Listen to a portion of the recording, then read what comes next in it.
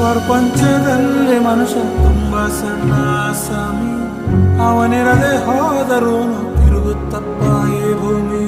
ಕಾಲಾನೆ ನಮ್ ಕೈಲಿಲ್ಲ, ನಾವೇನ್ ಮಾಡೋಣ?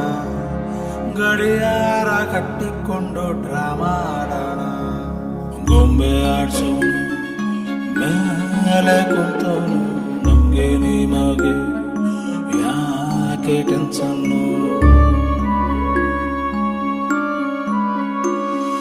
ಗೊಂಬೆ ಆಡ್ಸೋನು ಮೇಲೆ ಕುಂತವನು, ನಮ್ಗೆ ನಿಮಗೆ ಯಾಕೆ ಟೆನ್ಷನ್ನು?